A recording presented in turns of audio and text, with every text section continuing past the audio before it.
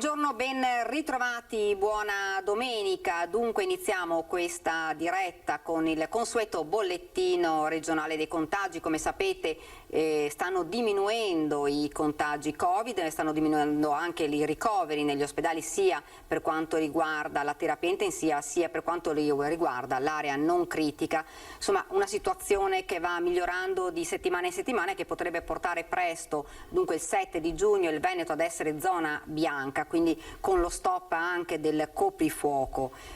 Dunque, come abbiamo detto, diminuiscono i casi, sono 150 i nuovi casi di Covid-19 registrati in Veneto nelle ultime 24 ore, che portano a 423.267 i casi dall'inizio della pandemia. Un decesso nelle ultime 24 ore che porta ad un totale di 11.559 vittime. I ricoveri in ospedale scendono, come vi avevo detto, sotto i 700, con 608 pazienti, meno 6 in totale. In flessione di un'unità anche la terapia intensiva, che passa da 77 ricoveri a 76.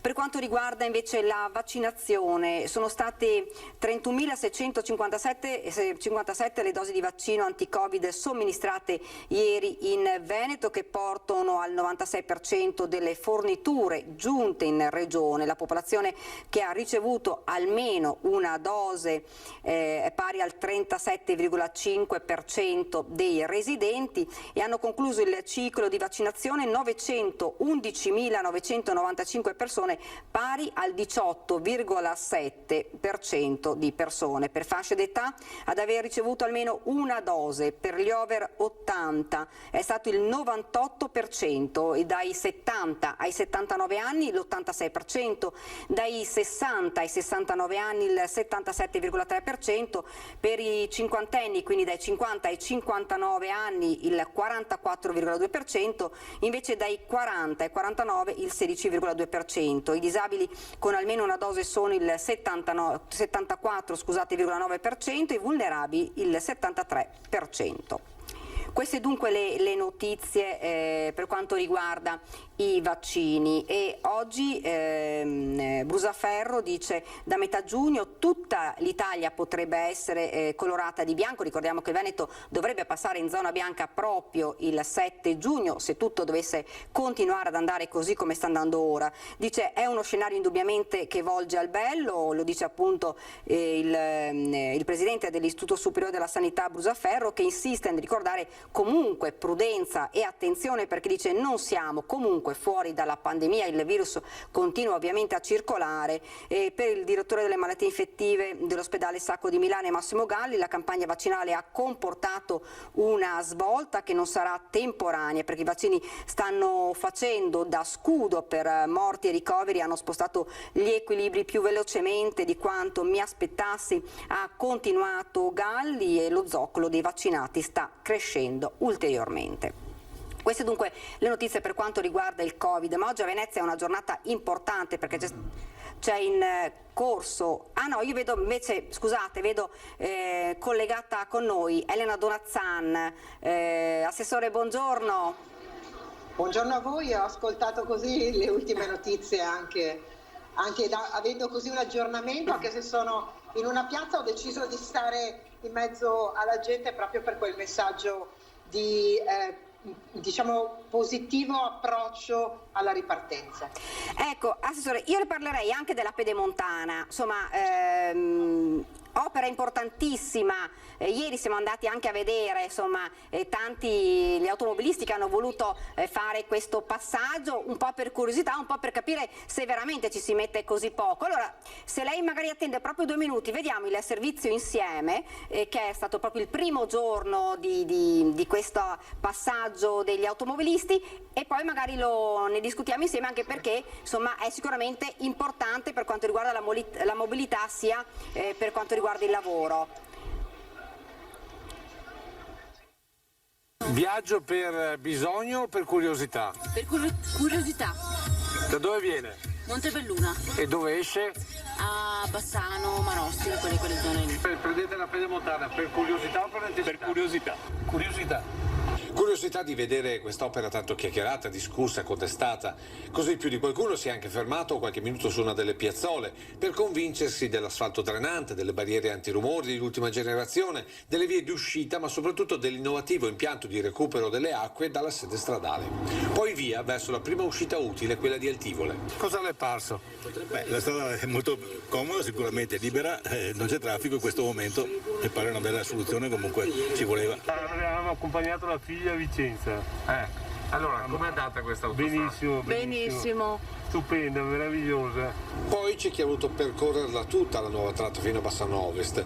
Qui il traffico è un po' più sostenuto perché molti escono dopo aver percorso il tratto da Malo, già aperto peraltro da tempo. Sì, io faccio sempre questo ultimamente perché la comodità e il tempo risparmiato alla fine. Però anche per chi entra da qui verso Montebelluna e soprattutto la curiosità è il motivo del viaggio. Devo andare verso San Zenone, Onè di Fonte, so che c'è l'uscita a Loria, per cui niente, sia per curiosità ma anche per velocizzare, così cronometro, vedo quanto tempo ci metto. Un'arteria che decisamente avvicina luoghi e persone e la prova sta nell'orario in rapporto alle uscite. Partendo da Bassano Ovest alle 13:24, raggiungendo i 110 km/h, velocità massima attualmente consentita, in 3 minuti si passa davanti a Bassano Est e 1 minuto dopo al casello di Loria Mussolente. Alle 13:30, quindi 6 minuti dopo la partenza, si arriva a Riese Pio X, mentre 4 minuti dopo si arriva ad Altivole.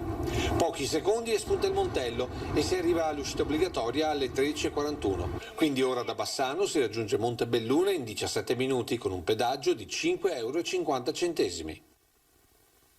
Dunque, Assessore, una svolta questa, soprattutto per il lavoro e per le imprese. Intanto mi complimento per il vostro servizio, anche molto simpatico. In effetti io ieri, per andare invece dal lato opposto, finalmente Bassano Est, io abito a Pove del Grappa e quindi anche il passaggio della rotonda che poi attraversa una delle arterie su cui dovremmo ragionare, che è quella che porta Trento, Bassano, Cittadella, Padova, ma certamente quella è una delle linee di direzione più trafficate. Ebbene, entrando a Bassano Est, io dovevo andare a Isola Vicentina, ieri è entrato un sindaco nel gruppo di Fratelli d'Italia e sono uscita a Malo, 12 minuti, altrimenti ne avrei probabilmente impiegati 45, 50. Ecco, la qualità della vita è aumentata decisamente. Lei prima mi sollecitava una riflessione sul mondo dell'impresa. Ricordiamoci che la Pedemontana è stata fatta per questo, collegherà la parte più produttiva del Veneto e d'Italia, perché noi, ricordiamoci, siamo realmente la locomotiva del nostro paese, ma il che significa che le zone di Schio, di Thiene, di Bassano del Grappa, la zona di Montebelluna, fino ad arrivare alla parte che poi sfoga nella autostrada che è quella che porta a nord Belluno e a sud Venezia, per poi collegarsi alla 4, metterà in collegamento un numero impressionante di aziende. Si calcola che siano circa 38.000 le aziende che possono accedere ai caselli in meno di 10 minuti, cioè quel raggio territoriale che porta un'azienda ad essere a soli 10 minuti dai caselli. Ultima riflessione: io per anni mi sono sentita dire giustamente che la capacità di competere delle nostre imprese termina ai loro cancelli dell'azienda, dentro fortemente competitive, capace di ridurre i costi, di organizzare processi di produzione, e poi tutto questo veniva vanificato dalla lentezza delle comunicazioni. Pedemontana servirà proprio a questo. Ecco, adesso si sta ragionando anche per altri tratti per concludere questa importante opera. È del tutto evidente che la forza di questa nostra autostrada sia quella di collegarsi alla 4 e quindi andare verso le grandi direttrici che vanno verso Torino, e quindi Milano, Torino e la zona nord-ovest dell'Italia, e poi quella di collegarci all'autostrada che porta su Treviso-Venezia per poi procedere verso est. Le zone di comunicazione che sono quelle per le merci di fondamentale importanza collegano appunto questo centro nevralgico, la Pedemontana, con tutto il territorio nazionale. Però va detto anche questo: che i collegamenti ovviamente sono la ragione per cui abbiamo fatto la pedemontana, però l'altro aspetto fondamentale è che la pedemontana porterà nella mobilità delle persone e delle merci anche un flusso turistico di tutta rilevanza. Al di là della curiosità dei primi automobilisti, c'è proprio il fatto che, per esempio, da Bassano per arrivare a Venezia, già oggi uscendo a Montebelluna ci si impiega veramente pochissimo. Vorrà dire, se noi saremmo così intelligenti da organizzare i flussi di quel turismo che, ricordiamo, ci ha reso la prima regione industriale sotto l'aspetto turistico d'Italia, ma che vedeva larga parte dei turisti fermarsi a Venezia, noi potremmo dire in pochissimo si raggiunge Bassano del Grappa, Castelfranco, Montebelluna, certo. Si raggiungerà Schio. Ecco, Assessore, altro tema importante, la scuola. Dunque, intanto la cosa importante è che stiamo avvicinandoci anche all'esame di maturità, purtroppo il secondo anno, che si fanno in maniera diversa da quelli che siamo abituati a vedere, e si spera anche che sia magari l'ultimo anno e poi dal prossimo ormai si ricominci insomma un po' tutto in maniera, tra virgolette, tradizionale come l'abbiamo sempre fatto. Io sono un po' dispiaciuta del fatto che appunto l'esame di maturità non si sia immaginato nelle forme non tradizionali, giuste, corrette, perché l'esame era una parte scritta con le materie di competenza ovviamente del percorso scelto, quelle di italiano e delle materie scientifiche, ed è stata un po' una giustificazione quello di non farlo in presenza, perché si poteva tranquillamente, con le distanze che ormai ci siamo abituati ad organizzare a scuola, si poteva tranquillamente, dicevo, tenere tutti gli studenti a fare anche gli scritti e non solo la parte orale. Ci accontentiamo della parte orale e a me spiace un po' perché gli studenti hanno bisogno dei momenti anche di un rito importante quale quello di un esame di maturità. Un esame importante ti fa passare dallo status di studente a quello, diciamo, di adulto, e questo è stato un po' un errore a mio parere, perché con le misure di sicurezza che siamo in grado di mettere in campo in tutta Italia, gli studenti delle maturità non sono tutti gli studenti delle scuole superiori, ecco. Però la cosa significativa, quindi insomma agli studenti diamo anche un messaggio, prendetelo come un momento significativamente rilevante, importante, con tutta la responsabilità del caso, anche se è un esame fatto un po' a metà. L'altro aspetto è quello delle scuole aperte. Io sono molto felice di dire che intanto le scuole del Veneto hanno aderito, diciamo, in modo veramente massiccio alla opportunità che il ministro Bianchi ha dato. Il ministro Bianchi ha voluto dare un messaggio di poter recuperare con le scuole aperte, con i docenti, le materie nelle quali magari si è andati un po' meno bene. Quelle scientifiche sappiamo che sono sempre una lacuna per gli studenti italiani, ma anche le lingue straniere, la socializzazione attraverso il teatro, e anche noi come Regione del Veneto le anticipo che faremo delle iniziative a supporto proprio di socializzazione con una forma di teatro da farsi con i ragazzi, non ragazzi spettatori, ma la teatralità e lo spettacolo dal vivo ti aiuta a tornare ad essere fisico, a toccarti, a guardarti, a stare più vicino, sempre con le sicurezze del caso. E dall'altra aiuteremo a fare un po' più di pratica sportiva, perché il limite è che si calcola che un ragazzo su 3 decide di abbandonare lo sport, e questo va malissimo.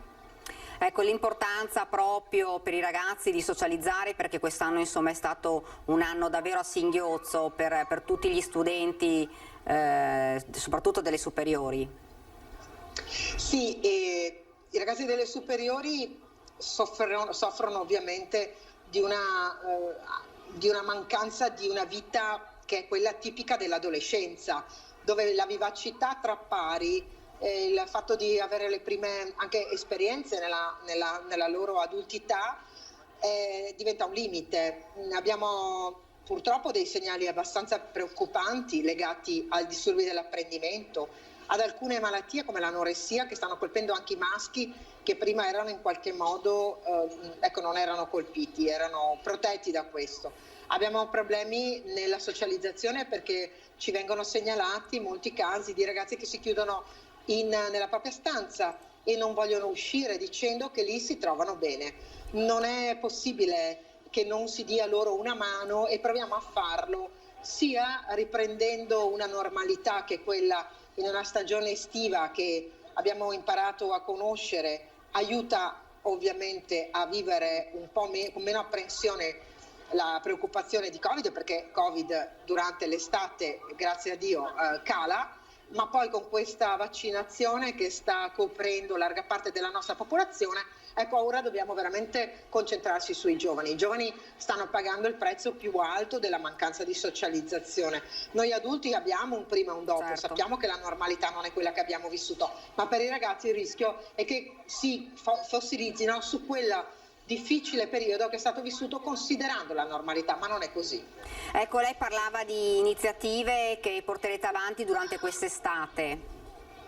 Sì, accanto alle misure che il Ministero dell'Istruzione ha e anche le risorse che ha disposto, ci saranno risorse aggiuntive e progetti aggiuntivi da parte della nostra regione, anche con due obiettivi, non sono quelli di tornare a fare vivere i ragazzi, ma anche in altri luoghi. Quindi il Ministero parla di ciò che deve accadere principalmente nella scuola, noi cercheremo di ragionare su quello che deve accadere invece nei luoghi dell'arte, della cultura veneti, dei luoghi delle nostre città, dei nostri paesi, perché i ragazzi possano trovare proprio nella direzione del ritorno a una socializzazione attraverso il teatro, attraverso lo sport, anche una dimensione più normale. Insomma, andremo in supporto alle misure del Ministero che sono più dedicate alla didattica, ma questo è quello che deve fare il Ministero dell'Istruzione, noi invece lo faremo per quanto riguarda la socializzazione. Ecco, lei diceva che c'è stata un'adesione invece massiccia per quanto riguarda le scuole aperte durante l'estate, più o meno come percentuale di scuole nel Veneto, lei ha un'idea di quante hanno aderito? Guardi, sì, il dato preciso non l'abbiamo ancora perché si sta ancora raccogliendo fino alla settimana prossima. Però i numeri sono assolutamente confortanti rispetto al fatto che, e quindi mi riprometto con voi di darvi un dato aggiornato e non approssimativo come farei ora, ma in questa settimana stiamo raccogliendo con l'ufficio scolastico regionale tutte le adesioni. Quello però che deve confortarci è che da un iniziale scetticismo, lei ricorderà anche una sorta di ritrosia da parte in particolare del sindacato che diceva no, abbiamo già dato troppo, è vero, gli insegnanti sono anche molto stanchi, non è che non ci sia stata la scuola, però è anche vero che la scuola è aperta tutto giugno per contratto di lavoro, è vero che così proprio spiegata in termini di contrattazione anche per le famiglie che ci stanno ascoltando e che seguono il vostro telegiornale, il contratto non dice che l'insegnante è a casa dal momento in cui le scuole vengono chiuse, gli insegnanti sono operativi e sono disponibili. Allora questa disponibilità su base volontaria, perché il Ministero non ha obbligato nessuno, ha anche testato il senso di appartenenza, io credo anche l'amore dei nostri docenti per i propri studenti e abbiamo veramente riconosciuto una larga partecipazione. Ecco, le faccio l'ultima domanda, ormai si dovrebbe essere quasi in zona bianca, il 7 giugno se non dovesse cambiare nulla il Veneto sarà in zona bianca, io poi vedo qua che ci sono le nuove linee che sono state decise, tipo nelle zone bianche salta il limite di 4 persone al tavolo al ristorante, sia le docce in piscine e palestre resta l'obbligo di Green Pass che certifica 2 dosi di vaccino, test negativo nelle 48 ore prima o guarigione dal Covid, per gli ospiti di matrimoni, battesimi e comunioni sono quindi le nuove linee guida delle regioni. Dunque si ricomincia un po' a vivere adesso, ci voleva? Guardi, ci voleva, c'è una necessità, però io mi permetto di far vedere, io qui sono a Cittadella, sono in un locale molto, molto importante, molto vissuto dalle famiglie e come si vede c'è il distanziamento, qui all'autostazione sono stati molto attenti in tutto, ci sono i camerieri che tengono l'attenzione, ma questo era anche prima. Mi permetto di dire che è stata una follia tenere chiusa la ristorazione anche all'interno, perché qui i protocolli, le nostre attività economiche li hanno sempre mantenuti, qui le distanze ci sono le famiglie sedute, non c'è nessuno in piedi, il cameriere viene a prendere la persona all'entrata e così hanno fatto dappertutto, quindi io credo che sia stato molto sbagliato lasciato tenere chiuso fino ad ora e prendiamoci con soddisfazione il fatto che si apra, però i danni economici sono stati molti, ci sono molte aziende, soprattutto della ristorazione e del commercio, che non riapriranno e si sono indebitate fino al collo. Oggi è il tempo da parte dei cittadini di andare dove si può, abbiamo risparmiato in qualche modo rimanendo a casa, ora facciamo girare l'economia nazionale, restiamo in Italia a fare le vacanze, andiamo ad acquistare nei negozi di piccolo vicinato, smettiamola per favore di comprare tutto online perché non stiamo aiutando le nostre aziende. Certamente. Senta, l'ultima cosa, il coprifuoco dal 7 giugno, se tutto andrà bene, non ci sarà più coprifuoco ed era una delle cose che chiedevano non solo i ristoratori ma tutti quanti, proprio per insomma non dare anche un segnale negativo ai turisti che venivano, che si spera tornino qua in Italia, qua nel Veneto. Mi permetta di dire che io ho sempre considerato sbagliato, il mio partito Fratelli d'Italia ne ha fatta una battaglia sempre presentando sia Camera che Senato mozioni per togliere il coprifuoco perché non c'è evidenza scientifica sul coprifuoco. Purtroppo Fratelli d'Italia è stato isolato in questo, perché tanti parlano di togliere il coprifuoco, però poi alla prova dei fatti, quando si deve votare Camera e Senato, il voto non c'è stato. Il coprifuoco non ha senso. Peraltro, mi scusi e ci scusiamo con tutti i cittadini, ma toglierlo il 7 di giugno, quando chi ha dovuto prenotare le vacanze l'ha già prenotato, prova ne sia che tra le mete preferite, guardando solo le pubblicazioni di Booking, c'è la Spagna, c'è Ibiza, c'è la Grecia. E perché? Perché quando gli americani avevano prenotato a Capri riempiendo l'isola e poi Draghi ha fatto la prima uscita dicendo si mantiene il coprifuoco, in un giorno hanno disdettato tutte le prenotazioni.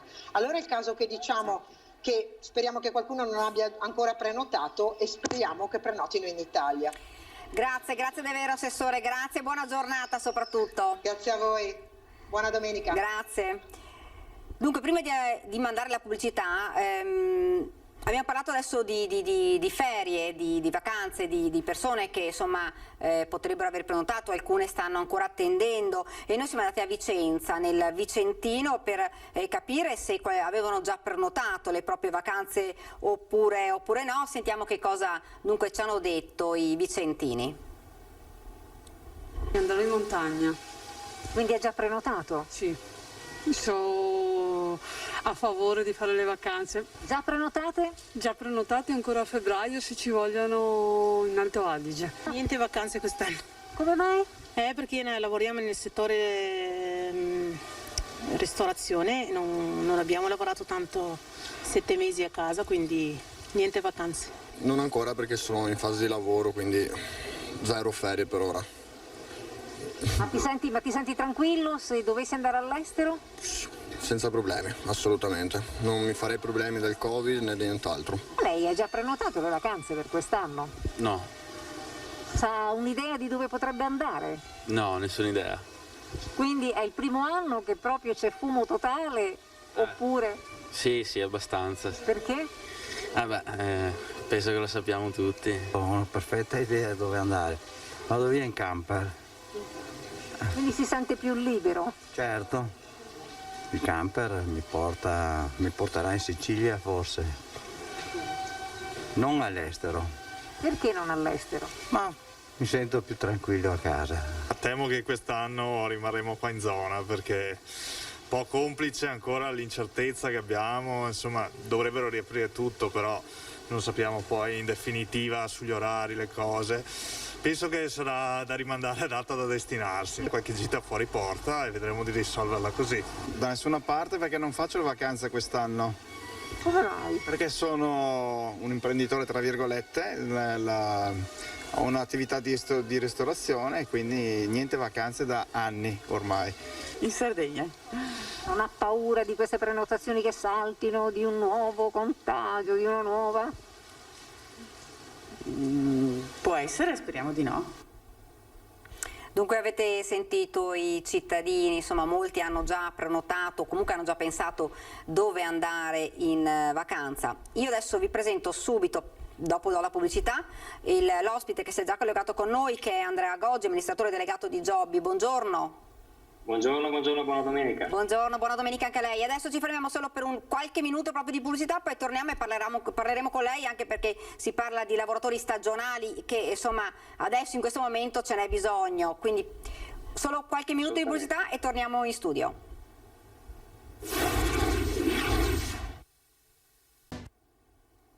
Rieccoci nuovamente in diretta, siamo tornati in studio e parlavamo con l'ospite che si è collegato con noi, Andrea Goggi, dei lavoratori stagionali.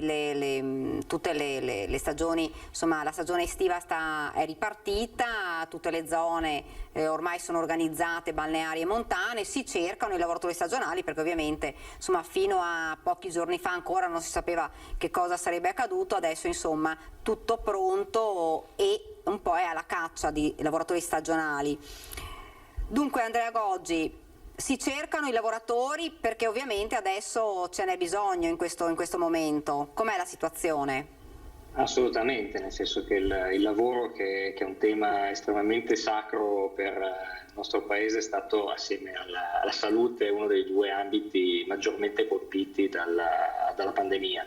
È chiaro che in questo momento di ripresa ci sono tantissimi fattori che entrano in gioco, ci sono tantissime aziende che si stanno ristrutturando, che si stanno riorganizzando per partire e chiaramente le aziende, come esattamente prima della pandemia, hanno un estremo bisogno di lavoratori e i lavoratori ovviamente in questo momento hanno un estremo bisogno di opportunità di lavoro, per cui chiaramente dopo le grandi crisi c'è sempre un tema che si può leggere come un'opportunità di ripartenza e oggi è proprio il momento storico in cui bisogna cogliere questo tipo di opportunità.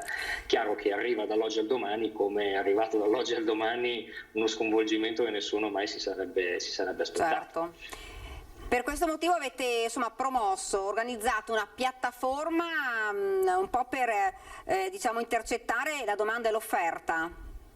Assolutamente sì, diciamo che Jobby è un precursore di un tema che spesso viene tirato in ballo anche nei dibattiti politici, nel senso che noi siamo dei promotori della digitalizzazione del lavoro flessibile. Secondo noi è un'opportunità assolutamente imperdibile da cavalcare. Noi abbiamo lanciato la nostra startup nel 2016 e siamo ad oggi la prima piattaforma digitale italiana di lavoro temporaneo. Attraverso il nostro modello stiamo ridefinendo il modo in cui le aziende possono trovare, ingaggiare e gestire dei collaboratori preventivamente verificati e certificati, e chiaramente per i lavoratori è un accesso quotidiano a centinaia di opportunità di lavoro che grazie alla tecnologia e grazie al digitale diventano immediatamente raggiungibili, viene alleggerito tutto il flusso anche di gestione amministrativa sia per le aziende che per i lavoratori, quindi siamo a tutti gli effetti proprio una piattaforma di opportunità e in questo momento storico chiaramente ce n'è tanto bisogno. Ecco, dunque se un'azienda ha bisogno di un lavoratore, come si può muovere dunque? Allora, intanto se un'azienda ha bisogno di un lavoratore può assolutamente entrare in contatto con noi attraverso il nostro sito jobby.works e attraverso il nostro sito può accedere alla piattaforma digitale che proprio permette di richiedere una specifica mansione per un specifico incarico con durata, turni di lavoro, quindi la piattaforma permette di creare una richiesta molto molto precisa. Questa richiesta viene pubblicata e resa visibile a tutti i workers, che sono persone privati o professionisti che si iscrivono alla nostra piattaforma con l'intenzione di voler lavorare. I workers utilizzano la nostra app, possono vedere le offerte di lavoro geolocalizzate in base alla loro posizione e filtrate in base alle loro competenze, possono candidarsi. Chiaramente per svolgere quell'incarico non stiamo parlando di annunci di lavoro generici, ma proprio di una richiesta per dire di uno o più turni di lavoro su un settore che può andare dalla ristorazione alla logistica. Noi siamo ovviamente una nuova generazione di agenzie del lavoro, per cui copriamo tutti i settori, e il match viene gestito attraverso la nostra tecnologia proprietaria, attraverso il nostro algoritmo che va a intercettare tutti quelli che sono i dati relativi a quella specifica prestazione e i dati relativi al profilo, non tanto in ottica di più veloce o meno veloce, ma proprio in ottica di matching di competenze, di matching di disponibilità, di matching di rating, di valutazioni e di attività sulla piattaforma. Ed è un matching assolutamente esente da qualsiasi tipo di criterio di discriminazione. Su Jobby vince la voglia di mettersi in gioco, la competenza e la serietà con cui si affronta un lavoro, che sia un lavoro da 1 ora, che sia un lavoro da 1 mese. Ecco, quest'anno è stato ovviamente un anno difficilissimo, molte persone hanno perso il lavoro, molte attività hanno chiuso. C'è stata adesione rispetto proprio ai lavoratori nella vostra piattaforma?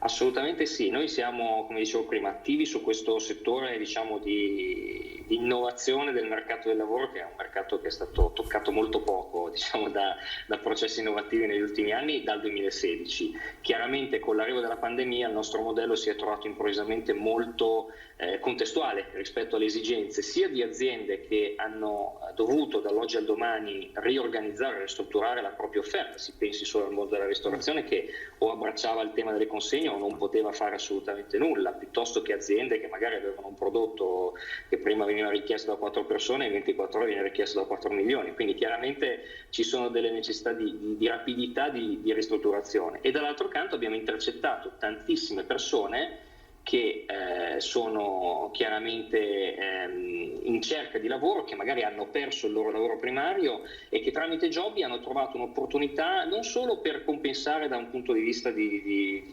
necessità temporanea, ma anche proprio per aprirsi a nuove esperienze lavorative, per appunto acquisire competenze. E noi sul nostro profilo LinkedIn pubblichiamo sempre dei video dei nostri workers che raccontano le loro storie, ed è molto bello leggere e comprendere queste esperienze, che sono le più diverse, e assolutamente è bello perché alla fine di tutto c'è un impatto reale, e questo ovviamente per noi è un elemento estremamente positivo, di cui andiamo molto orgogliosi. Ecco, quali sono i lavori maggiormente richiesti, in quei lavoratori maggiormente richiesti, quali le competenze? Allora, qua chiaramente va fatto un distinguo da pre-Covid e post-Covid. Chiaramente pre-Covid noi abbracciavamo tantissimi settori, noi siamo più orientati su quelli che sono settori produttivi operativi, quindi andiamo a lavorare sulla ristorazione, andiamo a lavorare sulla logistica, andiamo a lavorare sul facility, e quindi tutte quelle figure che possono essere dal fattorino al magazziniere alle consegne al manutentore e quant'altro. Chiaro che post-Covid tantissimi di questi settori, basti pensare agli eventi, che ad esempio era uno dei settori che noi presidiamo molto bene, sono spariti completamente per oltre un anno.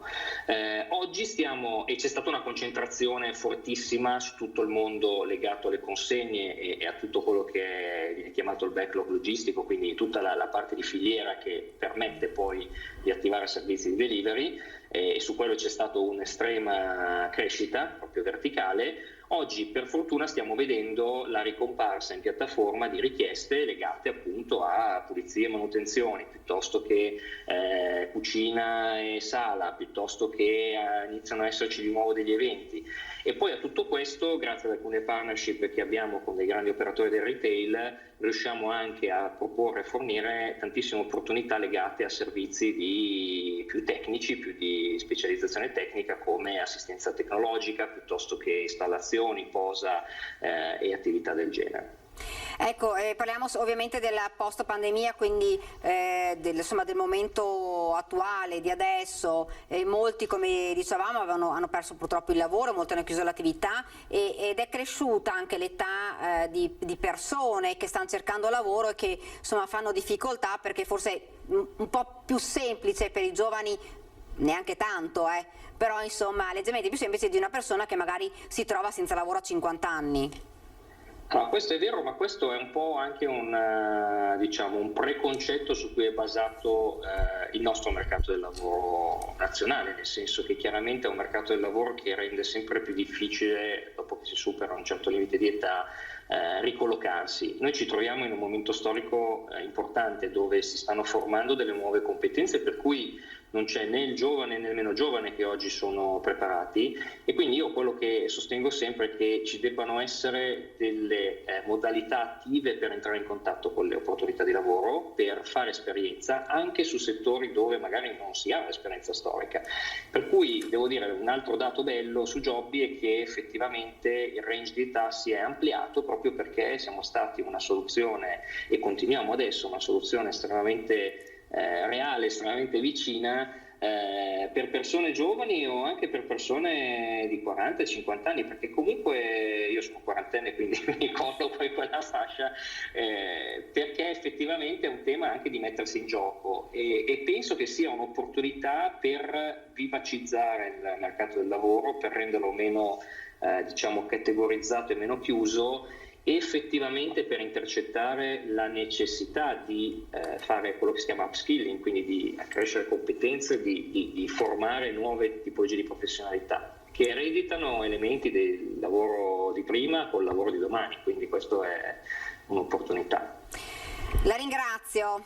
Grazie davvero, grazie per averci spiegato anche queste notizie importanti, perché ovviamente i lavoratori e anche le aziende sono alla ricerca, quindi la ringraziamo davvero. Grazie e buona domenica. Grazie mille, buona domenica.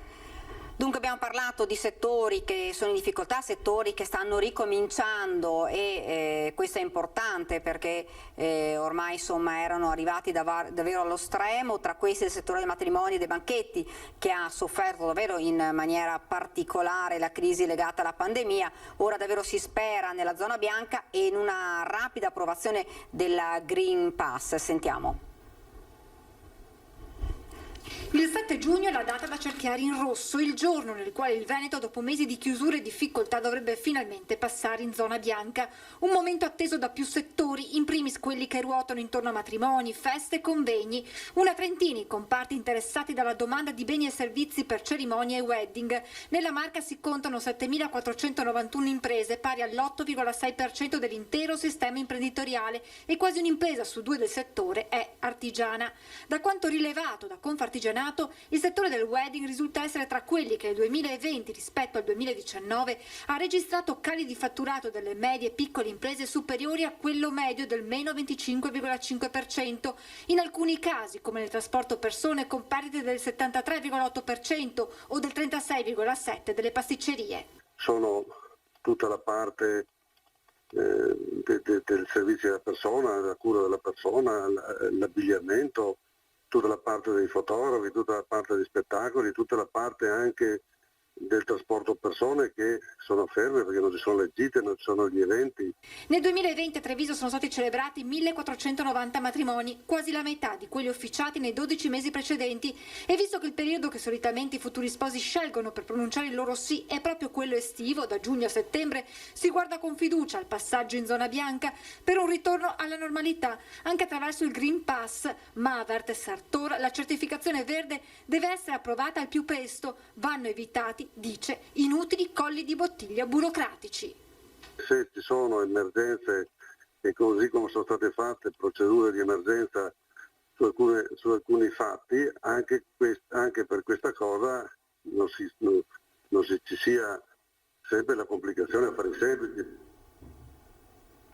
Ed ora invece parliamo di un altro argomento che è atteso dalle famiglie, insomma, e non solo dalle famiglie ma anche dalle cooperative, perché si attendevano le linee guida per i centri estivi, che ormai insomma molti sono già partiti, molti sono in partenza. Linee guida quindi approvate, ovviamente centri estivi in sicurezza. Ne parliamo insieme a Matteo Marconi della cooperativa Comunica. Buongiorno. Buongiorno, grazie mille. Buongiorno. Dunque, finalmente arrivate queste linee guida, si attendevano davvero, anche perché non si sapeva se no come iniziare. Quali sono le cose più importanti e fondamentali? Le linee guida per fortuna ricalcano un po' la costruzione della scuola, quindi come è stata la scuola durante tutto l'anno, quindi il patto di corresponsabilità con i genitori, che chiamano patto di responsabilità reciproca, perché ogni tanto bisogna cambiare i nomi per rendere le cose un po' diverse. Così non ci si annoia. Esatto, molta cura all'ingresso, quindi la rivelazione della temperatura, lavaggio delle mani, ingresso e uscita separati, che sono un po' quello che i bambini e i ragazzi hanno imparato a fare a scuola, quindi non dovrebbero esserci grossi problemi. E che se non sbaglio, sono anche quelle dell'anno scorso, nel senso che l'entrata e l'uscita da una parte diversa dal... Sì, sono anche quelle dell'anno scorso, quindi ormai sono anche abituati. Mascherina per i bambini sopra i 6 anni, quelli sotto i 6 anni non serve che abbiano la mascherina, ma anche a scuola era così. Il grosso cambiamento, la grossa modifica è che non c'è più quel rapporto numerico molto stretto che c'era l'anno scorso, perché avevamo un rapporto 1 a 5, 1 a 7, 1 a 10, a seconda se era infanzia, primaria o medie. Quest'anno il rapporto numerico può essere qualsiasi, in realtà non danno una indicazione precisa, quindi penso che quasi tutti staremo sull'1 a 12, 1 a 15 come e questo rapporto. Lo ricordiamo, è importante anche perché insomma meno bambini, le rette erano sicuramente molto più alte. L'anno scorso avevamo registrato un po' di malumore da parte delle famiglie, perché nulla hanno a che fare ovviamente le cooperative che si trovavano a dover prendere dei pochi bambini rispetto alla capienza, e ovviamente le rette erano più alte. Quest'anno questo problema non dovrebbe esserci. Sì, anche perché sul centro estivo il costo maggiore è il personale, quindi se tu hai un rapporto animatore bambino 1 a 5 o lo hai 1 a 12 cambia molto, insomma, ecco. E quindi sicuramente le rette sono molto più basse rispetto all'anno scorso, penso ovunque. Le altre attenzioni che ci sono quelle che riguardano il fatto che ogni gruppo rimanga un po' separato dagli altri e ci sia un costante monitoraggio delle presenze, in modo che nel caso ci sia un bambino contagiato si possa poi avere una bolla di riferimento e tracciare rapidamente tutti i contatti. Ecco, quindi ci saranno vari gruppetti separati l'uno dall'altro. Sì. Ecco, non si potrà neanche quest'anno fare grandi attività insieme, nel senso che eventuali attività insieme dovranno essere a gruppetti distanziati, separati. Magari potremo inventarci delle gare, delle sfide, dei giochi, però ogni gruppo lo farà in un ambiente separato, un po' staccato dagli altri. Potrà magari vedere gli altri, ma non proprio starci insieme, ecco. Questo si spera sia l'ultimo anno, magari così dal prossimo anno si possa ricominciare un po'. Sì, ci danno anche un po' di speranza, perché c'è scritto che potrebbero essere anche riviste in base a come andrà avanti. Già da quest'anno, sì. Ah, quindi riviste in corsa in pratica? In corsa, sì. C'è proprio cos'è che potrebbe cambiare dunque? Penso proprio questa cosa del rapporto dei gruppi, che forse ci potranno lasciare un po' più libertà non dico proprio di contatto, ma insomma di avvicinamento tra i gruppi, sempre con la mascherina e tutte le solite cose. È interessante anche, c'è sempre anche tutto il discorso dei pittogrammi, delle indicazioni per i bambini, che sono molto importanti. Io credo che l'unico rischio sia quello che sia inteso come un libera a tutti, mentre in realtà, da come leggo io, abbiamo fiducia in voi cooperative, associazioni che gestite centri estivi, certo, e che queste poche regole che abbiamo dato le applichiate sul serio. Rispettate? Esatto, perché il rischio è che qualcuno dica vabbè, a questo punto facciamo tutto quello che vogliamo, mettiamo tutti i bambini assieme, eccetera, con il rischio sempre che si diffonda il contagio, perché purtroppo c'è ancora questo pericolo. Ecco, le chiedo, sono partiti già alcuni centri estivi? Partiranno appena finisce la scuola. Noi partiremo in alcune realtà private, private nel senso che gestiamo direttamente noi, senza l'apporto di un comune, già subito dal 7, anche il comune di Povegliano. Che sarebbe anche il giorno, mi scusi, di zona bianca per il Veneto, insomma, si spera. Speriamo, sì, infatti, di festeggiarlo così. Partiremo allo Storga, dove abbiamo preso questo contratto con la provincia di Treviso per creare un centro di educazione ambientale, quindi saranno centri estivi, però saranno più camp di educazione ambientale molto particolari, e poi una fattoria di Ponzano, già partiamo, la Perla partiamo già il 7, e anche il comune di Povegliano partiamo già il 7, e poi via via il 14 ne partono altri, e man mano fino a Treviso, che parte la prima settimana di luglio, in cui collaboriamo con la cooperativa Girasole. Ecco, i comuni si sono attivati subito appena... I comuni sono rimasti in attesa delle Esatto. linee guida nazionali, poi Certo. dalle linee guida nazionali alle linee guida regionali è passato pochissimo tempo, però quelle nazionali sono arrivate veramente tardi. Io capisco che si poteva anche e si voleva aspettare la situazione come evolveva, Certo. però si poteva anche farlo su scenari diversi, dire se si arriva in zona bianca è questa la situazione, se si rimane in zona gialla è questo quello che si può Che poi, fare. se non ricordo male, mi scusi, anche l'anno scorso erano arrivate tardi, se non ricordo male. L'anno scorso proprio tanto tardi, si sperava che quest'anno, avendo già quelle dell'anno scorso, facessero un po' prima, invece poi è complicato anche per noi perché sono arrivate tutte le gare contemporaneamente, c'è tutto da organizzare contemporaneamente, quindi un lavoro che di solito di organizzazione si spalma in 3 mesi è stato concentrato in 3 settimane. Ecco, fra l'altro, come dicevamo prima, insomma, le famiglie aspettavano, insomma, questo momento anche per poter portare i figli, perché lo ricordiamo, molti in didattica a distanza, poi le aperture a singhiozzo delle scuole, insomma, anche per far tornare i bambini, insomma, a giocare insieme. Avete notato questa adesione, insomma? Sì, abbiamo ricevuto tantissimi messaggi, soprattutto via Messenger, adesso ne sono arrivati veramente tanti, continuamente, via mail o telefonate di persone che volevano sapere se in quel comune cominciava, quando cominciava il servizio. Molti li abbiamo rassicurati, ma chiaramente hanno dovuto un po' fidarsi perché non avevamo ancora la certezza dell'ufficialità. Però insomma alla fine partiamo in tante realtà, perché ho fatto il conto che siamo almeno in una trentina di realtà in provincia, quindi insomma, sono tanti.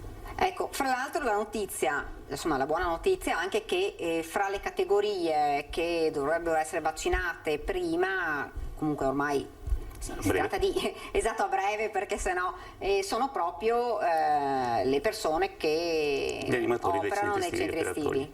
estivi. Sì, per fortuna ci hanno dato questa priorità e noi abbiamo gran parte del personale che è già stato vaccinato, Certo. perché lavora nelle scuole ed è entrato dentro la categoria del personale scolastico. Però qualcuno mancava e quindi adesso andremo a completare con tutti quanti. E come operatori avete già trovato tutti? Siete già organizzati? Stiamo ancora selezionando, abbiamo già un buon numero di selezionati, ma stiamo continuando le selezioni, anche perché qualcuno, appunto, anche tra i ragazzi che possono fare gli animatori ai centri estivi è rimasto un po' in attesa di capire come evolveva la situazione, e adesso stanno arrivando altre richieste. Anche da questo punto di vista, insomma, avevamo sentito che col fatto che molti, insomma, finiscono a scuola, hanno piacere magari di stare anche con i bambini. Anche da questo punto di vista, come adesione, sapevamo che era abbastanza alta. Sì. No, ci sono sempre, anche perché fare l'operatore ai centri estivi è un po', ha tante valenze, un po' è sentirsi utili, e soprattutto in questo momento lo è parecchio.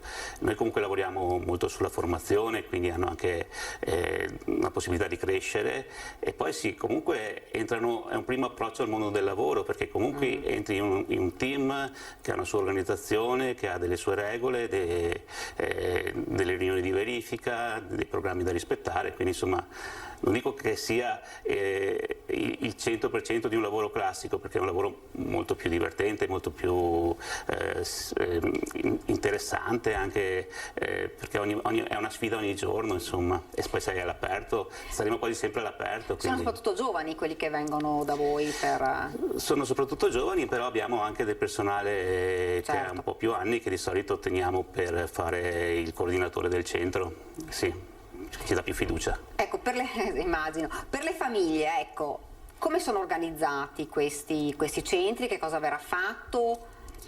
Allora, l'organizzazione è un po' la classica, nel senso c'è questo momento di ingresso particolare in cui verrà misurata la temperatura, igienizzate le mani, eccetera, che ormai è un classico, ci siamo abituati. Dopodiché ci saranno le varie fasi di lavoro, di gioco, di creatività. Il nostro obiettivo principale quest'anno è la riscoperta della creatività.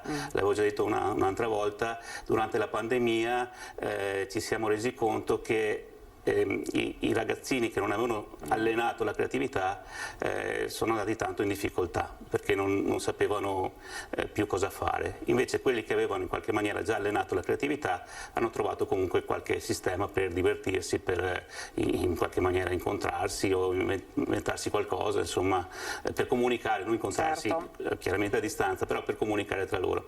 Mentre alcuni che erano molto più rigidi hanno fatto più fatica.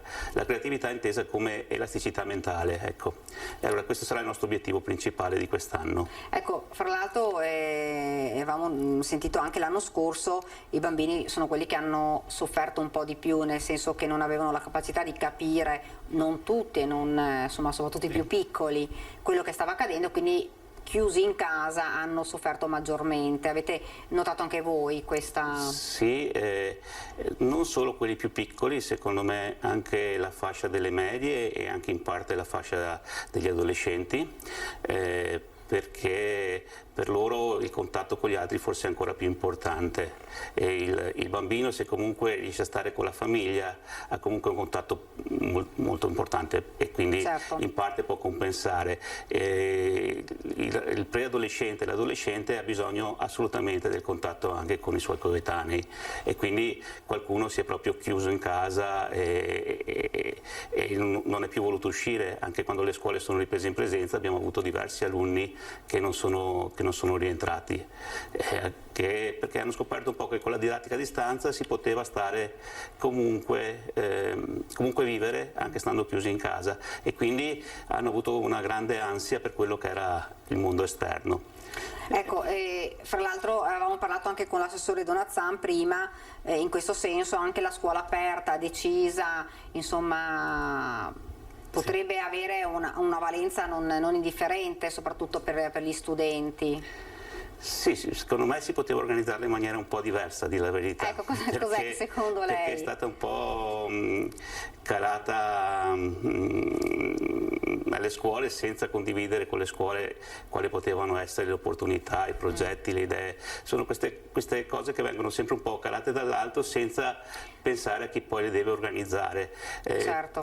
Alle scuole che stavano organizzando gli esami, che è una tipologia di esame nuovo, che comunque avevano lavorato tutto l'anno con la metà didattica a distanza, metà in presenza, cose abbastanza complesse da gestire, calare sulle segreterie delle scuole soprattutto il peso, sui dirigenti, sulle segreterie, il peso di fare una domanda abbastanza complessa che è il PON per avere questi soldi, che poi va contata in maniera molto precisa, ha portato molti secondo me a rinunciare perché era veramente complicato da organizzare. Se l'avessero proposto a gennaio e avessero detto abbiamo 4 mesi per organizzarlo sarebbe stato semplice, invece l'hanno proposto che avevi 20 giorni per organizzare tutto nel momento peggiore dell'anno perché è quello in cui si conclude. Anche se però questo potrebbe dare un'opportunità, parliamo anche dei ragazzi un po' più grandi, insomma, di poter tornare a scuola, soprattutto ragazzi che poi magari hanno avuto qualche, come diceva l'assessore Donazzan, qualche problema in qualche materia, magari essere supportato maggiormente, potrebbe essere comunque un'opportunità. Effettivamente si poteva magari fare prima, ma siamo abituati che si fa sempre in corsa e alla fine. Si spera sempre che capiscano che magari avvisare prima e coinvolgere chi poi deve mettere in pratica le cose un po' in tutte le attività, e non è che sia la scuola o le attività estive, un po' su tutte le attività arrivano sempre queste indicazioni un po' all'ultimo secondo in cui poi si fa fatica a organizzare. Ecco, rispetto invece alla sua cooperativa, quanti bambini sono coinvolti più o meno? Beh, le iscrizioni sono iniziate da poco, io penso che arriveremo sui 2000 iscritti in totale quest'anno. Abbiamo di più rispetto all'anno scorso? Sì, il doppio penso rispetto all'anno scorso, più o meno il doppio, sì. Non arriveremo al livello di 2 anni fa, nel senso che 2 anni fa erano di più. Secondo me intanto quest'anno c'è un'offerta molto più ricca nel territorio, perché un po' tutte le società sportive che non hanno potuto fare attività durante l'anno scolastico, diciamo, recuperano chiaramente durante l'estate, quindi c'è una grande opportunità di quello. Un po' tante associazioni stanno inventandosi cose, ma è giusto, insomma, secondo me c'è un grande bisogno quest'anno, quindi che tutti rispondano un po' a questo bisogno può essere interessante. Ecco, l'unica cosa è che ho visto che pochi stanno prevedendo attività per la fascia degli adolescenti o dei preadolescenti. Soprattutto bimbi, quindi? Quasi tutti per i bambini, sì. Invece secondo me gli adolescenti e i preadolescenti avrebbero parecchio bisogno. Adesso noi partiremo con una collaborazione con la Lirada per fare delle cose proprio dedicate alla fascia preadolescenti e adolescenti, sia dal punto di vista creativo sia dal punto di vista della comunicazione. Quale tipo di iniziativa state pensando? Una è un mix di diverse arti che si contageranno a vicenda, quindi ci si potrà sbizzarrire all'interno di qualsiasi cosa, anche con tutta la parte moderna del web, delle varie app che ti possono sviluppare le immagini, eccetera. E un'altra invece sarà un camp proprio sulla comunicazione sportiva che avevamo provato l'anno scorso e quest'anno rilanciamo, per diventare dei piccoli giornalisti sportivi, dei piccoli, insomma, sono già adolescenti. Quindi interessa anche noi questa cosa? Sì, interessa anche voi, e andranno proprio a intervistare degli atleti, andranno a imparare a fare le radiocronache, a scrivere l'articolo e così via. Allora, prima di andare in pubblicità, quindi di salutare Matteo Marconi, ricordiamo quando partono i centri estivi e da che ora a che ora per le famiglie. Allora, i centri estivi, i primi partiranno già il 7, poi man mano i lunedì successivi fino ad arrivare al pieno di tutto a inizio luglio. L'orario di solito è la preaccoglienza inizia sulle 7:30, 7:15 a seconda del comune. C'è una prima fascia che chiude a 12:30, di solito un'altra che chiude subito dopo la mensa e una che chiude verso le 4:30, 5. Quindi c'è un po' rispondente un po' a tutte le esigenze. È chiaro che poi ogni comune ha un po' i suoi orari leggermente diversi, ma questo è in linea generale così. Se vogliono aderire possono farlo? Allora, per quanto riguarda noi possono andare sul nostro sito e ci sono tutte quante i diversi comuni e tutte le attività che svolgiamo nei diversi comuni, è abbastanza agevole, insomma. Bene, io la ringrazio, intanto grazie per essere stato con noi, anche perché insomma le famiglie sono in attesa di poter iscrivere, chi non l'ha fatto, insomma abbiamo ricevuto anche parecchie chiamate dalle famiglie che hanno insomma bisogno anche di portare i ragazzi per farli, i bambini, per farli insomma tornare a giocare e a tornare a vivere insieme ai coetanei. Grazie davvero. Grazie io intanto do il meteo, vediamo quindi come sarà il tempo per le prossime ore e la pubblicità.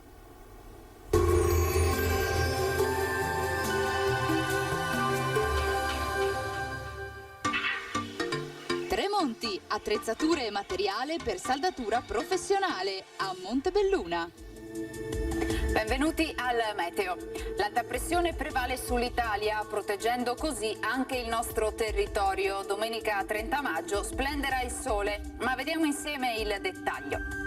Sul Veneto la nostra grafica ci mostra una situazione più che buona, sarà infatti una giornata ampiamente soleggiata. Questo mese alquanto variabile ci ha però insegnato che nelle ore pomeridiane saranno possibili degli acquazzoni in montagna che in alcune zone potrebbero estendersi fin verso le pianure. Temperature sostanzialmente stazionarie, minime tra 7 e 15 gradi, valori massimi compresi invece tra i 20 e i 25 gradi all'incirca. Ci spostiamo ora sul Friuli Venezia Giulia, anche qui poche novità, tanto sole ovunque, solo con occasionali annuvolamenti, ma in genere innocui. Temperature minime tra 10 e 13 gradi, massime sui 22-23 gradi. Infine uno sguardo al Trentino Alto Adige, dove sarà soleggiato, qualche addensamento potrebbe coprire il cielo, ma senza ulteriori conseguenze. Temperature minime intorno ai 6-10 gradi, massime infine sui 23 gradi all'incirca. Dal meteo per ora è tutto, vi auguro un buon proseguimento in compagnia di Antenna 3.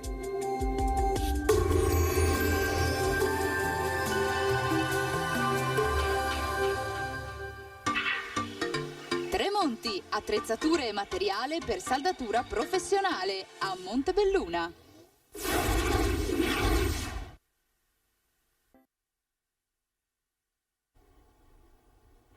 Siamo Siamo tornati nuovamente in studio ed ora andiamo invece a Venezia, dove questa mattina si è svolto un corteo acqueo per chiedere la liberazione dell'imprenditore Marco Zennaro, che lo ricordiamo è ancora in Sudan. Ma sentiamo tutti i particolari dal nostro Lorenzo Maier. Buongiorno Lorenzo. Buongiorno Daniela, buona domenica a te e a tutti i nostri telespettatori. Dunque Lorenzo, un corteo acqueo per chiedere la liberazione dell'imprenditore. Sì, la città di Venezia oggi si è mobilitata con un corteo acqueo molto partecipato, l'adesione di tantissime lemiere, l'adesione del mondo del rugby di cui ricordiamo Marco fa parte, perché ha allenato i ragazzi del Venezia il Lido Rugby. Oggi tutti uniti, tutti insieme dalla Punta della Salute, un corteo molto scenografico con striscioni, con bandiere, chiedere a gran voce la liberazione di Marco Zennaro, che come dicevi giustamente tu è ancora purtroppo detenuto ingiustamente in condizioni disumane in Sudan. Un incitamento tipico veneziano è stato quello dei duri i banchi. Teniamo duro un incoraggiamento a Marco, nella speranza, come hanno spiegato gli organizzatori, che tutta questa mobilitazione gli dia la forza anche psicologica di tenere duro, affinché soprattutto le istituzioni e chi di dovere si possa mobilitare per arrivare in tempi rapidi, in tempi urgentissimi alla liberazione. Uno delle casi più ricorrenti che si è sentita questa mattina è: non c'è più tempo, nel senso che già da giorni la famiglia è in apprensione. Lo ricordiamo, già in un'occasione c'era stata una liberazione di Marco, che però poi purtroppo è rientrato, nel senso che dopo aver lasciato per qualche minuto il carcere è stato fatto rientrare. C'è una speranza da parte di tutti, ma anche si percepiva e si percepisce una certa urgenza. Il mondo delle lemiere, quindi il mondo tipicamente veneziano, oggi ha voluto dare questo segno importante di forza, di partecipazione, di incoraggiamento. Una splendida giornata di sole che ha incoraggiato la partecipazione di tantissime persone. Abbiamo detto appunto del mondo del rugby veneziano, e non solo, perché poi anche oggi il mondo del rugby di Serie A indosserà una maglietta fatta appositamente che chiede la liberazione di Marco Zennaro. Ieri nel corteo celebrativo per la promozione in Serie A del Venezia Calcio, lo stesso Venezia aveva, oltre fatto il suo appello, così come era venuto allo stadio, anche fatto il gesto simbolico da parte dei gondolieri che accompagnavano il corteo dell'Alcaremi, che è un segno veneziano di rispetto, di incitamento, di incoraggiamento. Quindi speriamo che tutta questa mobilitazione davvero globale, complessiva, che ha diciamo partita da Venezia, ma che ha poi riguardato il Veneto con il nostro presidente di regione Luca Zaia, l'intera nazione e anche la comunità europea internazionale. Speriamo che tutte queste forze messe insieme possano arrivare a un felice esito della vicenda. Grazie davvero Lorenzo, grazie per queste notizie, grazie per averci fatto anche pervenire queste immagini di questo corteo. Grazie davvero Lorenzo, grazie e buona domenica. A voi. Dunque, cambiamo argomento. Abbiamo sentito, questa è una notizia importante di cronaca, perché sapete che è ancora detenuto in Sudan, quindi la speranza è che presto possa tornare dalla propria famiglia. Lui stesso aveva lanciato un messaggio che preoccupava tutti: liberatemi, la situazione è grave, e speriamo che tutte queste davvero iniziative possano dare una svolta a questa vicenda. Paola Roma, presidente della conferenza dei sindaci dell'ULSE 2, buongiorno intanto. Buongiorno Daniele, buongiorno a tutti i telespettatori. Dunque parliamo ora invece di campagna vaccinale. Il 5-6, se non sbaglio, nella Treviso c'è il camper per gli over 60, lo ricordiamo, senza prenotazione si può andare, ma si spera che il 3 dopo il 3, insomma, come diceva il generale Figliuolo, si possa aprire la vaccinazione per tutti in attesa, soprattutto i giovani. Sì, sicuramente questa è l'indicazione del generale Figliuolo. Attendiamo appunto da parte della Regione, quindi dal Presidente Zaia, poi le indicazioni rispetto a quello che poi l'azienda sanitaria andrà poi a mettere in atto, e sicuramente è un intervento molto importante. Si parla chiaramente di una fascia, anche quella cospicua di popolazione, che al momento si parla fino ai 16 anni. Ricordiamo che poi, tra le altre cose, EMA ha già detto di sì, ma si è in attesa di AIFA per capire per l'età dai 12 ai 15 anni, che anche quello poi diventerà uno snodo importante. Davvero la presenza di questi camper diventa fondamentale per dare anche delle risposte a quei cittadini che ancora non si sono avvicinati alle vaccinazioni, oltre a tutto il lavoro importante che si sta facendo nelle sedi vaccinali, e per i quali ringrazio l'azienda sanitaria e anche tutto il personale sanitario che è impegnato, e anche la protezione civile e i colleghi dei comuni che hanno dato la disponibilità rispetto a questo. Chiaramente un lavoro di squadra che ci porta chiaramente ad avere una campagna massiccia, e l'apertura anche per questa fascia sarebbe, diciamo, fondamentale anche per procedere celermente, diciamo. Ecco, ricordiamo per il camper, per evitare che ci siano poi situazioni magari difficili, è per gli over 60, perché noi oggi abbiamo ricevuto anche parecchie chiamate che dicevano ma possiamo andare lo stesso? No, sono gli over 60, anche perché il Johnson & Johnson, che è insomma un'unica dose, che chiaramente richiede appunto in questo momento è solo questo che è stato autorizzato da parte dello Stato, e quindi pertanto solo per un'unica dose con persone ultra sessantenni, dai 60 in su.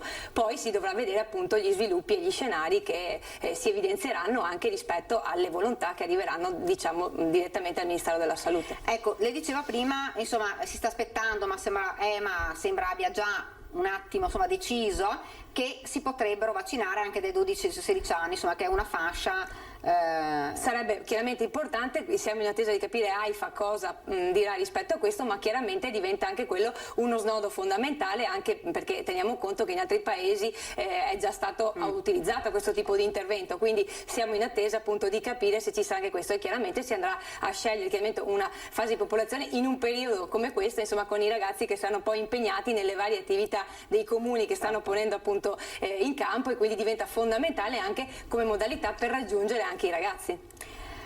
Quindi insomma si spera che dal prossimo anno tutto riparta in maniera, insomma, diciamo più normale, ecco. Quest'anno è andato meglio rispetto all'anno scorso, però insomma sicuramente la vaccinazione è l'unica luce fuori dal tunnel, e chiaramente sotto questo profilo credo che tutto quello che è stato fatto per sensibilizzare, insomma, le nostre comunità alla vaccinazione, insomma, c'è anche un senso di unitarietà e di responsabilità di una comunità, insomma, che deve cercare di far fronte alla situazione attuale. Ecco, abbiamo parlato poco fa delle linee guida per i centri estivi, invece adesso parliamo delle linee guida per le aperture dei centri sollievo. Sì, l'azienda sanitaria nostra chiaramente ha condiviso con la conferenza dei sindaci, e poi anche direttamente con le associazioni che ringrazio, che seguono questa fascia importante dei nostri cittadini, per l'apertura, proprio la riapertura di questi centri sollievo. Ricordiamo che grazie all'azienda sanitaria sono stati vaccinati sia il personale, quindi i volontari che seguono, ma anche gli stessi nostri utenti, quindi per poter accedere ai centri sollievo l'azienda sanitaria ha dato la massima disponibilità per quanto riguarda la parte di formazione, e questo diventa fondamentale, perché avendo in prima battuta, e ringrazio il dottor Benazzi, l'azienda sanitaria che fa la formazione non solo per questa fascia ma anche per i centri estivi, è un'assunzione di responsabilità di tutti quanti insieme per arrivare a dare delle indicazioni corrette. Sotto questo profilo quindi anche le amministrazioni, quindi poi i sindaci, rispetto a questo sono stati resi edotti di come funzionerà poi l'ingresso, l'utilizzo, chiaramente. Quali sono le cose principali, diciamo, di queste linee guida? Sicuramente il patto di responsabilità, che avviene attraverso la corresponsabilità tra i familiari, e quindi poi anche la parte dei volontari che seguono poi il centro, la modalità operativa, quindi oltre alle misurazioni classiche della temperatura, ma poi anche dove tenere gli oggetti, come gestire l'attività, l'innovazione nelle attività che potranno anche essere svolte, quindi anche dietro ordine le varie linee guida che si stanno susseguendo, anche un più di attività che si possono anche ulteriormente fare, e chiaramente il punto focale che chiaramente è tenere queste registro delle presenze delle persone, che diventa fondamentale anche poi per andare a verificare, insomma, quelle che sono state le procedure. È una cosa molto importante, perché, ripeto, l'attività che già l'azienda sanitaria svolge di prevenzione anche al decadimento cognitivo è fondamentale, e quindi oltre alla presenza, diciamo, del geriatra, ma anche di tutta la parte, diciamo, degli educatori, diventa importante questo lavoro dei volontari, perché aiutano le famiglie che chiaramente con l'interruzione ovviamente della possibilità di portarli all'interno delle strutture, anche se fosse proprio per un diurno, più che altro anche per avere degli orari e delle modalità in cui anche le famiglie possano possano anche un po' respirare. Quindi davvero ringrazio, perché queste linee guida sono state presentate anche alla conferenza dei sindaci per permettere poi la riapertura anche sotto questo profilo. Non di meno anche quelle che riguardano gli accessi nelle RSA e quindi nelle strutture. Infatti mi ha anticipato la domanda, perché era proprio questa, è una delle domande che ci pongono molto i telespettatori che hanno bisogno di tornare ovviamente a riabbracciare i propri cari, gli anziani che si trovano nell'RSA, e quindi quali sono le novità dunque? Allora, rispetto poi alle indicazioni che da parte della Regione poi sono state emanate anche dalla nostra azienda sanitaria, c'è questa previsione delle bolle sociali all'interno delle quali insomma vengono presi in considerazione i soggetti che entrano all'interno della struttura e il patto di condivisione del rischio. Questo è fondamentale perché è un principio di responsabilità tra chi entra per chiaramente fare visita e poi il paziente che è all'interno della struttura. Non di meno, adesso con tutte le vaccinazioni che sono state fatte, alcune persone hanno già, per esempio, chi è stato già positivo al Covid, i familiari che quindi possono avere già il doppio tampone negativo e quindi possono proferire quello come cosiddetto attestato verde, che per il momento è quello che viene individuato, oppure chi ha fatto la prima vaccinazione nel fascicolo sanitario può già scaricare quella, o chi ha fatto la seconda vaccinazione quindi ha già in mano il passo verde per poter avere questo tipo di intervento. Questo diventa fondamentale. Quindi queste persone potranno rientrare e quindi avere questo tipo di intervento all'interno della struttura. È chiaro che sotto questo profilo il patto di condivisione del rischio, ripeto, è fondamentale, perché significa assumersi la responsabilità anche di condividere con chiaramente la struttura e quindi i nostri centri servizi quello che è stata anche la situazione della persona all'esterno, e quindi in maniera da dare tranquillità anche nelle... Da quando le strutture quindi potranno aprire? Le linee guida sono già state inviate, quindi fondamentalmente adesso chiaramente dipende dall'utente, come si diceva prima, che entra all'interno della struttura, e quindi ogni struttura ha rispetto a questo tipo di intervento la propria modalità operativa. Ripeto, visto che è già una cosa che appunto con le vaccinazioni che stanno andando avanti, in tante situazioni questo pass verde aiuta già per situazioni di questo tipo. Io ringrazio l'assessore Lazzarini e proprio la Regione perché rispetto a questo ha dato poi gli input per tutto quello che le aziende sanitarie hanno messo in atto rispetto questa a anche questo. Un'altra punto di ripresa, insomma, dopo un anno e mezzo di pandemia e dopo tutte queste restrizioni, questa è un'altra cosa importante che va ad aggiungersi per ritornare un po' alla normalità.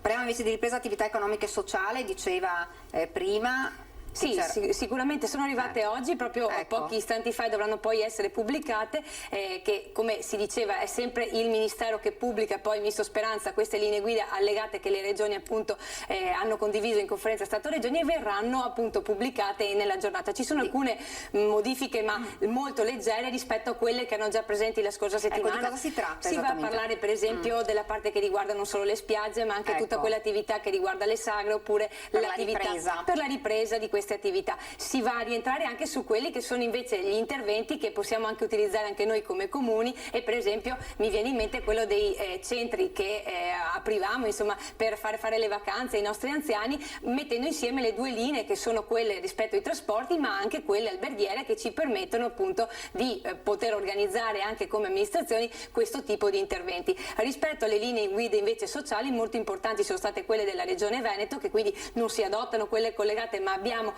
un ulteriore intervento della Regione Veneto che è stata fondamentale, includendo in queste linee anche la parte della disabilità, e questa è una parte su cui parlando un attimo degli anziani che possono andare finalmente nei soggiorni climatici, perché era anche un'altra delle domande che continuavano a farci. Dunque potranno quindi andare nel rispetto delle linee guida che sono contenute. Quali sono queste linee guida fondamentali magari per questo tipo di... Sicuramente per una parte riguarda la parte alberghiera, e quindi la tranquillità diciamo da parte degli amministratori è già data dal fatto che questi sono persone che hanno già avuto anche la seconda vaccinazione, pertanto questo passo verde, come viene anche richiesto poi per la parte dell'alberghiero, diventa fondamentale. Poi c'è tutta la parte dei trasporti, che quindi vengono organizzati secondo chiaramente i principi di distanziamento e quant'altro, che sono poi quei pullman che si venivano organizzati per portare appunto gli anziani a questo. Soprattutto le misure chiaramente del rispetto, del divieto di assembramento eccetera, ma tra le altre cose rispetto a quelle che erano uscite il 22 non ci sono modifiche rispetto a questi due settori, e pertanto continuano a rimanere quelli che già ci sono per l'attività alberghiera. Questo diventa fondamentale anche non solo per dare anche un senso di normalità di cui si diceva prima ai nostri anziani che magari l'anno scorso non hanno potuto usufruire di questo, e dargli anche un minimo poi di socialità tra di loro e di parvenza, di rientro alla normalità. Dall'altra parte chiaramente aiutiamo anche le strutture, perché anche con le amministrazioni c'è un certo tipo di rapporti appunto con le strutture alberghiere, che accoglievano ogni anno i nostri anziani, lo facevano più volte l'anno in base a quelle che erano disponibilità delle amministrazioni. Quindi questo diventa anche questo un ulteriore passaggio che ci permette anche di arrivare a quella popolazione anziana che magari è sola, che magari c'è la rete familiare, ma la volontà di essere vicina anche a degli amici con cui si possono magari vedere adesso, magari anche per bere qualcosa, ma trovarsi sostanzialmente a condividere insieme anche un momento di socialità, e perché no anche con le prescrizioni che già ci sono e sono state ribadite nelle linee guida, anche con i giochi attraverso le carte, con le sanificazioni e quant'altro, perché quella è un'attività a cui anche i nostri centri degli anziani tenevano tantissimo. Ovviamente sono contingentate con le modalità operative che già sono poste in essere, vengono già riprese nelle linee guida, ma anche quella insomma è una risposta che possiamo dare ai nostri anziani. Ecco, lei prima stava accennandoci anche per quanto riguarda il mondo della disabilità. Sì, sicuramente la Regione Veneto nelle linee guida ha inserito anche quello che riguarda la parte della disabilità, cosa molto importante perché nella nostra conferenza dei sindaci con l'azienda sanitaria abbiamo condiviso proprio uno stanziamento di bilancio, stiamo parlando di circa 20.000 euro, proprio per permettere ai nostri ragazzi che già frequentano l'assistenza scolastica e quindi sono già in carico ai nostri servizi, di poter frequentare i centri estivi unitamente ai nostri ragazzi delle nostre comunità. Questo è una cosa molto importante perché va a delineare anche una formazione che viene fatta unitariamente, e questa apertura che abbiamo dato anche con la parte relativa alle scuole, quindi ringrazio il provveditore degli studi, la dottoressa Sardella, e poi i dirigenti scolastici e i sindaci dei nostri comuni, perché in un incontro proprio organizzativo rispetto a questo il direttore generale, dottor Benazzi, e il nostro direttore del Dipartimento di Prevenzione, dottor De Rui, hanno dato la disponibilità per dare la formazione a tutti quanti. Quindi significa porre tutti quanti i soggetti nello stesso tavolo, una possibilità chiaramente di avere, non tutti i comuni hanno strutture diverse dalle scuole per poter fare i centri estivi, e quindi di utilizzo sia per la parte della scuola ma anche dalla parte dei comuni, perché importante sì è stato che il Ministero abbia dato dei fondi rispetto alle scuole che hanno chiaramente un anno di tempo per utilizzarle, necessità chiaramente di parlarci insieme e di avere una strada condivisa non solo rispetto alla formazione ma anche rispetto alle attività che stanno partendo e che comunque, ripeto, possono coesistere rispetto ai protocolli che la Regione ha emanato. Fondamentale su questo credo sia anche poi questa volontà di mettere insieme le risorse. Appunto nell'ultimo decreto legge 65 proprio parlava delle risorse da poter dare anche alle amministrazioni. Al momento sono certe quelle che vengono date appunto alle scuole, verranno poi formalizzate anche quelle dei comuni, ma chiaramente se ci ricordiamo l'anno scorso, Daniele, è stato fondamentale l'intervento statale dato ai comuni, che hanno riversato sulle famiglie, dando poi la gratuità dei centri estivi chiaramente per tutta la popolazione che ne faceva richiesta. E quindi credo che sotto questo profilo l'unire le forze sia fondamentale, ma sia fondamentale anche i sostegni che chiaramente lo Stato deve inviare ai comuni per poter dare chiaramente questo tipo di intervento come è stato dato l'anno scorso.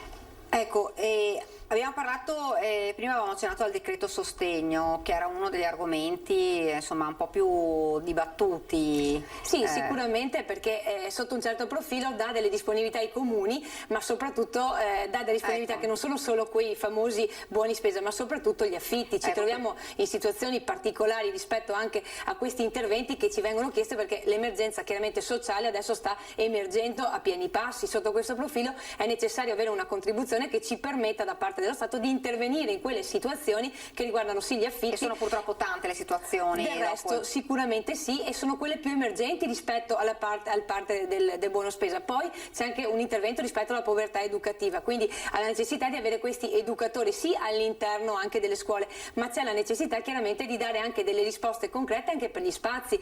Nel DL si parla della possibilità anche per le amministrazioni e quindi anche poi per gli istituti di avere ulteriori spazi, di avere per esempio degli affitti di alcune strutture per poter ampliarsi anche esternamente e quindi poter utilizzare anche all'esterno questo.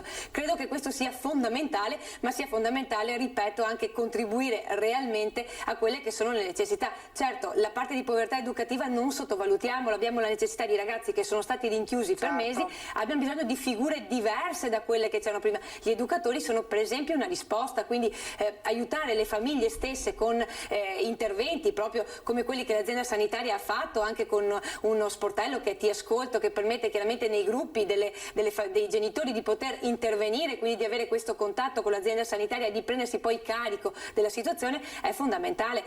Sotto questo profilo molte erano le iniziative che i comuni già facevano con lo spazio di ascolto che veniva fatto all'interno della scuola. Adesso abbiamo bisogno di una cosa un po' strutturata e chissà che questo intervento sulla povertà educativa rientri proprio nel dare concretamente dei sostegni dallo psicologo piuttosto che all'educatore, ma ripeto Daniele, credo che questi sostegni debbano passare necessariamente per l'azienda sanitaria poi con una condivisione di progetti, perché prima di arrivare poi a una presa in carico dobbiamo chiaramente capire tutto quello che si può fare in prevenzione. Ecco, poi questo ovviamente avremo modo di parlarne ancora, perché è uno degli argomenti insomma importanti, e che è proprio veramente il post pandemia di tutto quello che è accaduto e tutto quello che poi si trascinerà purtroppo per parecchio tempo, fino a quando insomma la vita è vero che torna alla normalità, però in realtà ci sarà uno strascico di tutto quello che è accaduto, e queste iniziative sono importanti per ridare anche insomma, e per rimettere a posto, per ridare fiducia anche alle persone.